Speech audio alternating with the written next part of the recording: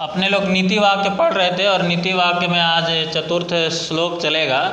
उसमें ये चाणक्य जी का मत है ना, मेरा व्यक्तिगत मत नहीं है। वो कह रहे हैं कि मूर्ख शिष्य उपदेशे न, मूर्ख का अर्थ तो मूर्ख ही हो जाएगा, शिष्य का शिष्य, और उपदेशे न उपदेश से, तृतीया का एक वचन है, से द्वारा अर्थ निकलता है जब भी आप विभक्तियों का प्रयोग करते हैं। तो दुष्ट स्त्री भरणे न च, दुष्ट का दुष्टि है, स्त्री का आप जानते हैं, भरणे न च अर्थात उसका पालन पोषण करने से, है ना, या उसका भरण पोषण करने से, दुखित ही, दुखित लोगों के संप्रयोगेण, उनके संपर्क में आने से, पंडितो, पंडिता है, इसको विसर्ग को ओ हो गया है, अपि को अप्य हो गया है, तो पंडित, पंडित यहाँ पंडित का अर्थ जाति से नहीं है, अर्थात जो बुद्धिमान लोग भी होते हैं, अपि मतलब भी, अवसीदति मतलब अवसादग्रस्त हो जाते हैं, अवसादग्रस्त हो जाते हैं, दुखित हो जाते हैं।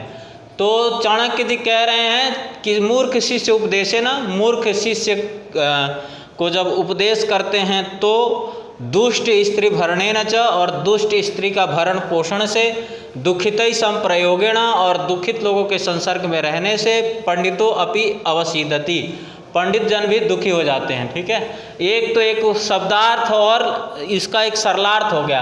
व्याख्या आप अपने अनुसार से कर सकते हैं। अब कभी कभी आप जब बच्चों को बताते हैं, है ना, तो कुछ लोग ऐसे होते हैं वो सुनेंगे नहीं, सुनने की आदत ही उनमें नहीं होती है ना।